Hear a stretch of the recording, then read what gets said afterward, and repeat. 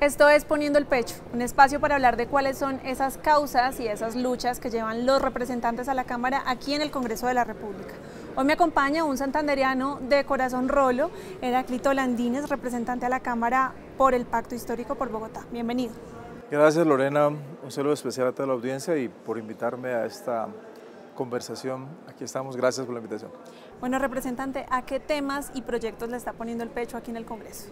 Creo que es importante en este momento de la historia hacer unos cambios con las reformas sociales en el país. Y las reformas sociales que presentó el gobierno al Congreso merecen ser discutidas, defendidas desde el proyecto del Pacto Histórico liderado por el presidente Gustavo Petro.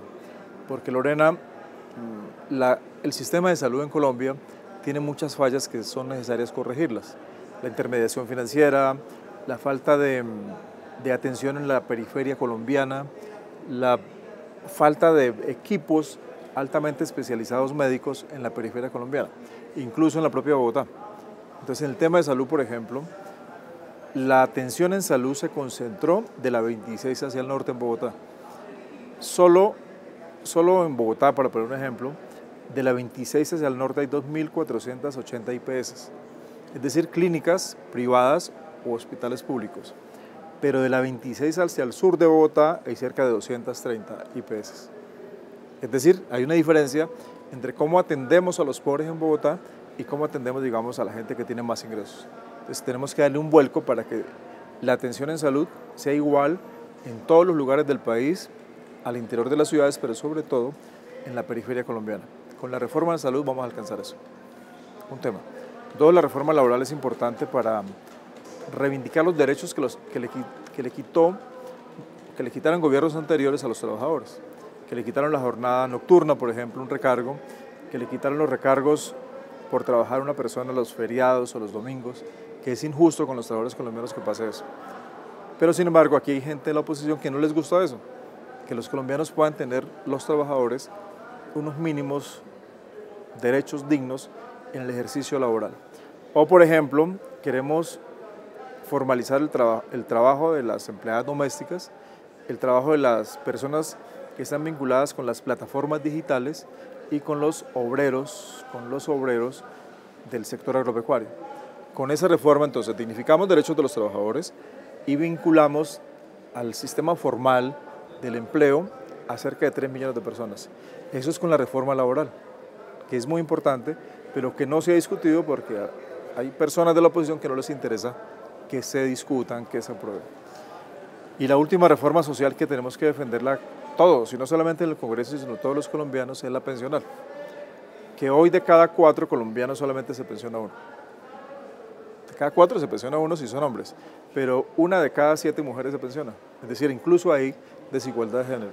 Entonces, con esta reforma laboral vamos a garantizar por lo menos, Lorena, que personas que nunca pudieron cotizar, que no tienen empleo formal, que no tienen un peso ahorrado, que tengan un estipendio mensual de 223.000 pesos mensuales.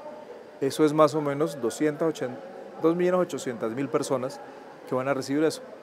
Hoy, personas mayores de 65 años que no tienen ingresos, que son una carga para su familia o que no tienen ni para hacer un mercado, van a recibir esta plata, que además, cuando un pobre recibe un peso adicional, lo gasta. Es decir, lo consume.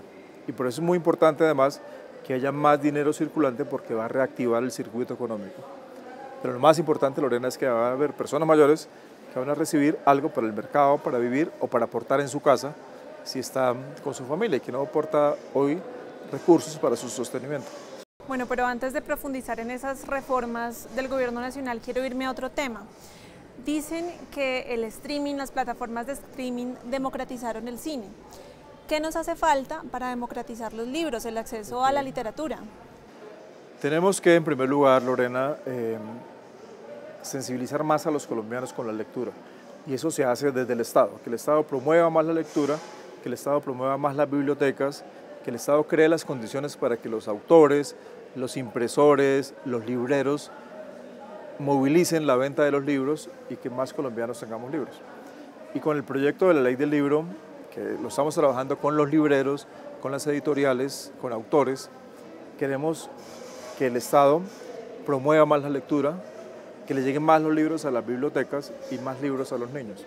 Queremos incluso incluir ahí una biblioteca básica familiar, que el Estado se encargue de entregarle libros a los niños de unos títulos que sean aprobados por un Consejo de la Cultura, pero que cada familia tenga una biblioteca entregada por el propio Estado, desde el Estado mismo, como ocurre en casi todos los países, o ha ocurrido en países desarrollados, que el propio Estado entrega los libros a las familias y eso ayuda a incentivar la lectura, bueno, con otras estrategias.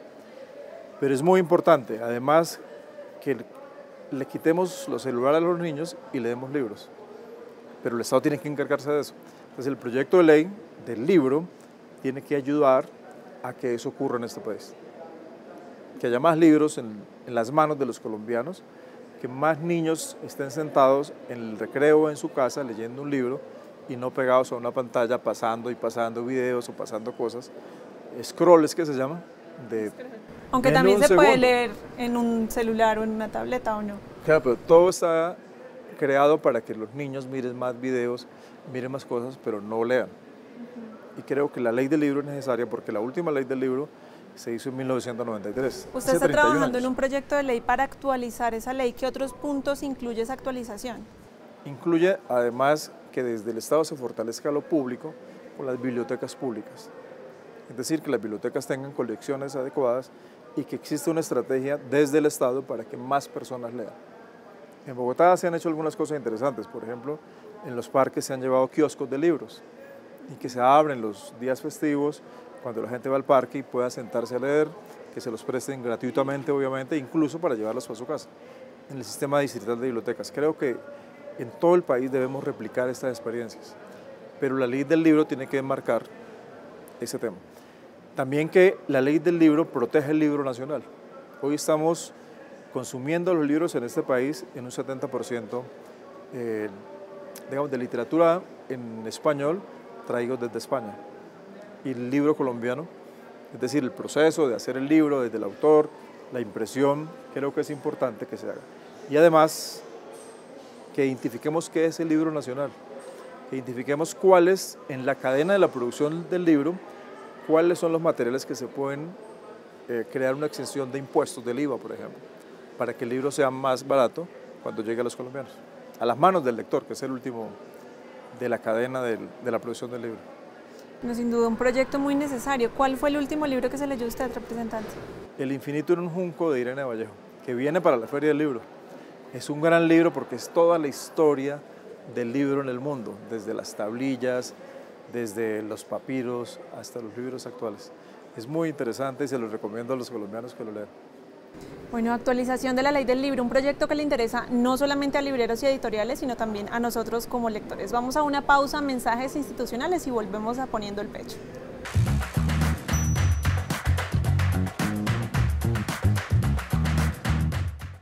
Volvemos a Poniendo el Pecho, representante Heráclito Landines. Usted radicó un proyecto para modificar el procedimiento de la comisión de acusaciones. ¿De qué se trata? Es un proyecto que los autores son Alirio Uribe y el representante Jorge Tamayo del Valle. Se acumularon los dos proyectos, he sido designado como ponente, que pretende fortalecer la Comisión de Investigaciones y Acusaciones de la Cámara de Representantes. El sentido de mejorar los tiempos y los términos en la investigación, mejorar el apoyo técnico que debe tener la comisión con un equipo altamente especializado en temas penales para que acompañen y asesoren a los representantes de la Cámara. Porque en muchos casos, si revisamos hoy, más de la mitad no son abogados los que están en la comisión de acusaciones. Entonces, en tanto reciban más acompañamiento, mejorarán, digamos, la presentación de sus ponencias, las discusiones que se dan al interior de la comisión. Eso para que mejore el trabajo de la comisión. La comisión no solamente puede convertirse, como ha venido siendo, en un sitio donde se archivan investigaciones más de avanzar. Queremos que avancen más las investigaciones, pero sobre todo que estén más sustentadas, mejor acompañadas por asesores y que al final la gente entienda qué está haciendo la comisión y que con esos elementos, digamos, califique la misma función de la comisión al interior de la Cámara. Que sin duda es una gestión que la ciudadanía no la siente tan cercana, tal vez por la complejidad de algunos de estos términos que usted menciona. Un tema que sí sienten mucho más cercano es la educación y precisamente en la Comisión Primera, de la cual usted hace parte, pues discutió la ley estatutaria de educación. Sí. En un país tan desigual como el nuestro, ¿realmente podremos garantizar este derecho desde la primera infancia y hasta la tercera edad? Sí, el Estado colombiano debe garantizar que la educación sea un derecho para todos, no solamente que sea un privilegio para algunos. Y la ley estatutaria eleva de derecho fundamental la educación en Colombia, que sea un derecho fundamental y en tanto que es un derecho fundamental puede exigirse al Estado, el estudiante, el padre de familia, para que se le respete ese derecho al colombiano, al joven que quiere ingresar a la educación superior o al niño que quiere ingresar a un colegio. Y creo que con la progresividad de la gratuidad en todos los niveles, los colombianos vamos a ganar. Porque, como se lo plantea Lorena, una vía de movilidad social para los colombianos y para los humanos en todo el planeta es formarse, es educarse. Es decir, que adquiera más conocimiento nuevo, más conocimiento universalmente nuevo. Y si todos los colombianos tenemos esas oportunidades, la sociedad va a mejorar, las condiciones de vida de las personas van a mejorar, la invención, la investigación, la producción de nuevas tecnologías van a ayudar en tanto tengamos colombianos más formados. Y creo que con esta ley, en el mediano y largo plazo, vamos a alcanzar esos niveles de educación y de gratuidad en la educación para todos. Una ciudad como Bogotá, por ejemplo, tiene la Facultad de Medicina en la Universidad Nacional de Colombia, que semestralmente ingresan 60 muchachos. Pero en una ciudad de 8 millones de personas, un país casi que es Bogotá, deberíamos tener más facultades en todas las áreas del conocimiento. Además, ¿cuántos se presentan? Entre claro, 60 y ¿cuántos se presentan? Cerca de 15.000 personas, pero debería haber más espacios, más oportunidades, pero de educación de calidad como la nacional y gratis para los estudiantes. Es, por ejemplo, para ingresar a la Policía Nacional, hasta el año pasado, para ser patrullero, por ejemplo, una familia tenía que pagar cerca de 30 millones de pesos para que el muchacho hiciera el curso para ser policía. Ahora va a pagar 0 pesos, con la decisión del gobierno que los que hagan el curso para ser policías no tengan que pagar nada. Es decir, desde el Estado se brinda esa oportunidad. Pero asimismo, en todas las áreas del conocimiento de los muchachos que quieran formarse como profesionales y en todo el país, en lo público se garantice. Es decir, que lo garantice el Estado. Porque si el Estado mismo no invierte en su gente, entonces nunca vamos a transformarnos como queremos transformarnos, como queremos desarrollarnos y como queremos crecer como país. Y la vía es la educación. Una vía es la educación. Educación de calidad y gratuita en este país. Representante, ¿usted es optimista frente a las reformas del cambio ahorita acá en el Congreso? Porque tal vez la ley estatutaria de educación, que era la que estábamos mencionando, es la que más consenso tiene. Pero laboral, salud, pensión, ¿cómo ve usted el futuro de esa reforma? Yo creo que la reforma pensional tiene más consensos, tiene más apoyos, porque es un tema de interés intergeneracional. Es esta generación que debe pensar en sus adultos mayores de hoy, pero que tenemos que pensar en nuestros adultos mayores de mañana, es decir, de nosotros mismos. Y creo que en eso tenemos más apoyos de otros partidos. Sin embargo, creo que es importante que todos los partidos sean conscientes que esta discusión hay que darla con argumentos en la Cámara, en el Senado, y no desbaratar el quórum para que no se dé la discusión. O sea, los congresistas tienen que ser más responsables con sus electores, dando las discusiones que se tienen que dar, sobre todo en estas reformas. En la reforma a la salud es un tema de muchos intereses al interior del Congreso y muchos intereses desde fuera del Congreso, porque es un, digamos, entre comillas, un negocio de la salud que mueve cerca de 90 billones de pesos año. O sea, 90 billones de pesos que tienen que irse a atender en salud a los colombianos, que lo reciben hoy unas EPS, intermedian esos recursos para contratar sus propias IPS. Entonces el Estado tiene que cambiar esas condiciones para que no solo exista intermediación de los recursos, sino que exista, por ejemplo, giro directo a clínicas y hospitales. Entonces las clínicas, las EPS privadas dejaron de pagarle a los hospitales públicos en los últimos años cerca de 23 billones de pesos. Eso es mucha plata, porque eso significa plata de la salud que tiene que ir destinada a pagar la atención de servicios de salud en la red pública hospitalaria del país y no se pagó. Entonces, ¿quién va a responder por eso? Al final de cuentas siempre responde el Estado, pero deberían haberse ido esos recursos a la atención en lo público de la red pública hospitalaria. Sin embargo, la mayoría de IPS lo que hizo fue construir su propia red de IPS y pagarles a ellos y no a lo público. Entonces esas EPS que tienen el negocio de la salud, digamos el negocio entre comillas, han financiado a muchos congresistas. Han financiado a muchos congresistas sus campañas políticas. Entonces la pregunta es, ¿esos congresistas que recibieron plata para sus campañas de las EPS tienen moral para discutir la reforma de la salud? Yo estoy de acuerdo con algo que usted menciona y es que hay que votar, hay que hacer quórum para poder debatir, pero me habla usted de las bondades de la reforma a la salud, pero quisiera que me anotara un punto que le conceda a la oposición o que destaque dentro de los argumentos que tienen de lo que debería incluir una ponencia alternativa en el debate de la reforma a la salud. Yo creo que tenemos que mirar cuál es el papel mismo de los municipios y departamentos en la reforma. Porque si la salud es un tema, digamos, de organización nacional y de administración nacional como es hoy, y vamos a vincularlo a los departamentos y municipios, tenemos que diferenciar cuál es el papel de ellos. Porque el papel de los municipios no debe ser el aseguramiento del riesgo de los pacientes.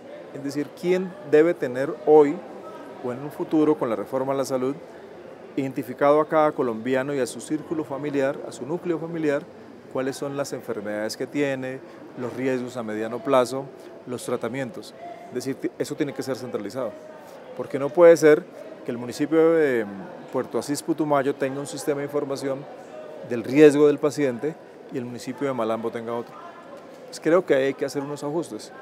¿Quién debe tener esa información? Yo creo que debe tener la nación, es decir, el Estado central, no departamentos y municipios. Creo que hace falta ese ajuste y esa claridad en la reforma.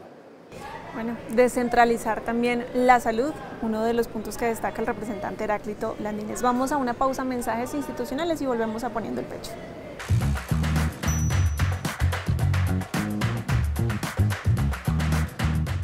Volvemos a Poniendo el Pecho. Representante, a propósito de las reformas del cambio, hay miembros del gobierno nacional que han dicho que el cambio no se logra en 4 años. ¿Usted qué cree o cuál cree que va a ser el país que vamos a tener en los 2 años que quedan de este gobierno?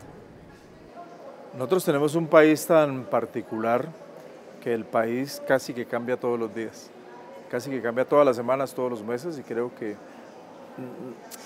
es difícil pensar cuál es el país dentro de 2 años. Sin embargo, sí hay algo que dijo el presidente Gustavo Petro y que han dicho muchos opinadores, es el tiempo del ejercicio de gobierno en todos los niveles.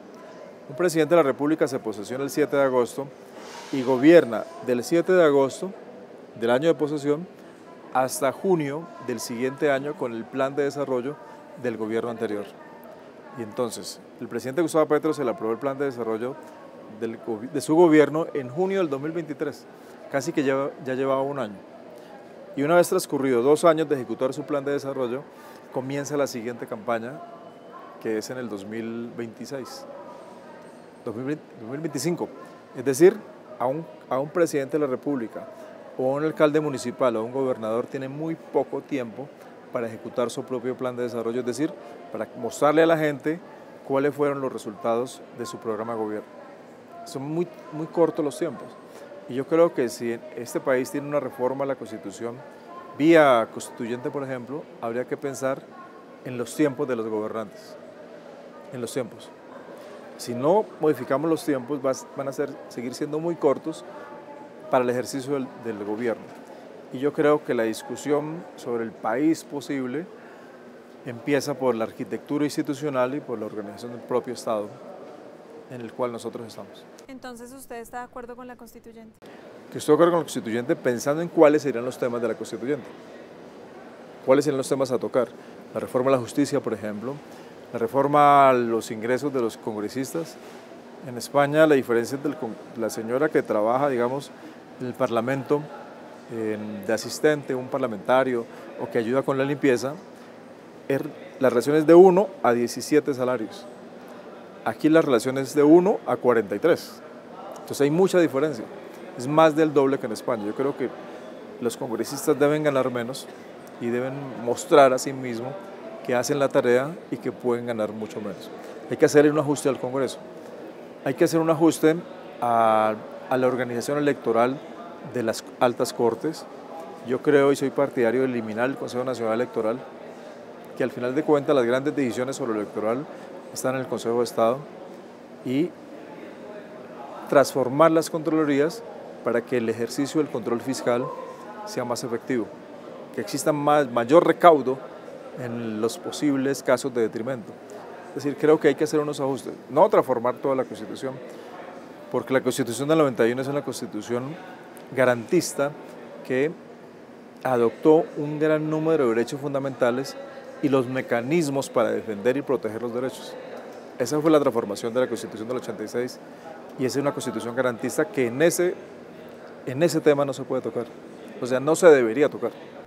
Usted menciona que no es la constituyente para reelección, pero sí para modificar los tiempos de los gobernantes. Podría ser. ¿Y ese podría ser, aplicaría para el presidente actual o para el próximo gobierno? No, el presidente fue elegido para un periodo de 4 años, ¿no? Yo creo que él va a cumplir esos 4 años como va a cumplir 4 años los congresistas. Pero para la Colombia del futuro habría que pensar qué le conviene más al país en temas del ejercicio de gobierno.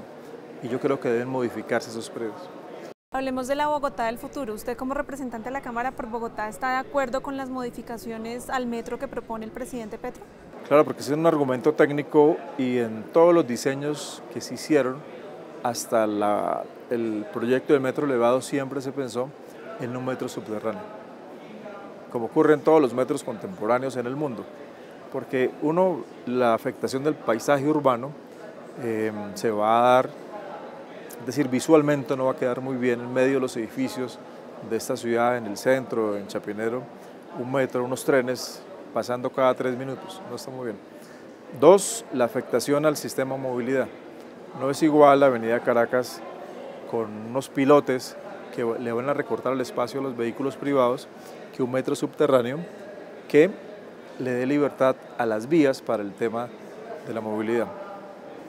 3, creo que va a tener un impacto ambiental negativo en la medida en que personas de la calle pueden irse a vivir ahí, hacer sus necesidades fisiológicas en los pilotes, que ocurre aquí y ocurre en París, por ejemplo, que en las noches lo usan para dormir o para consumir droga, para muchas cosas, y yo creo que si queremos una ciudad moderna como debe ser Bogotá, tenemos que pensar en un metro subterráneo. Pero además el argumento del presidente Gustavo Petro, que le dio la Sociedad Colombiana de Ingenieros, es un concepto técnico. O sea, Petro no está argumentando desde conceptos políticos el cambio del trazado no, la subterranización del metro, por temas políticos, sino por elementos técnicos. Es una conversación técnica que tiene que basarse en los documentos que le entregaron al presidente. Entonces, por eso nosotros apoyamos. Para la ciudad del futuro es más importante visualmente, ambientalmente, paisajísticamente mejor el metro subterráneo toda la vida. El alcalde Carlos Fernando Galán ha citado también otros estudios donde esto implicaría varios años de retraso. Sí, pues en el 19 que se firmó el contrato del metro, nos dijeron que comenzaba a construirse en el 20 y se iba a entregar en el 23. Y estamos en el 24 y no se ha entregado el metro, entonces tampoco es serio. El metro de Bogotá tiene 80 años de atraso. Pero entonces, es decir, el argumento que el metro ligero o el metro elevado iba a ser más rápido en la construcción no es cierto, porque ya tiene todos los atrasos. Este proyecto lo firmó Peñalosa, Enrique Peñalosa. Peñalosa en el 19. Se fue Peñalosa, se fue Claudio López y el metro no ha llegado. Bueno, pues esperemos que esta vez sí. Claro, Bogotá es una ciudad tan importante para América Latina y tan importante para los colombianos, que es la locomotora de la economía colombiana. De cada 100 pesos que se generan del PIB en Colombia, la economía, 31 se generan en Bogotá, Cundinamarca. Es decir, somos la locomotora que jalona la economía colombiana y hay que ser responsables. Las inversiones públicas se han canalizado a otras partes del país. ¿Y por qué no en Bogotá? 8 millones de personas en Bogotá. ¿Por qué no en Bogotá una inversión? Y además porque va a repercutir en condiciones positivas para la economía del país, que va a generar más ingresos, más impuestos para los colombianos, más recursos para invertir en otras zonas del país. Bueno, y para cerrar, representante, también como representante de la Cámara por Bogotá, ¿cuál es el mejor plan para hacer en esta ciudad? Que no sea montar en metro, porque todavía no. Bogotá tiene muchas cosas. El Parque Simón Bolívar los domingos, la Biblioteca Virgilio Barco y todas las bibliotecas que tiene Bogotá. Subir caminando a Monserrate, ir a Guadalupe. Bogotá tiene muchos temas. Ir a la Biblioteca Luis Ángel Arango, ir al Museo del Oro, caminar la Séptima, ir al Museo Nacional. Bogotá tiene mucho, caminar los cerros orientales. Bueno, ya tienen plan para el fin de semana. Representante, muchísimas gracias por acompañarnos y que le siga poniendo el pecho a todas las causas que el país y que Bogotá necesitan. Gracias por la invitación y un saludo a todos.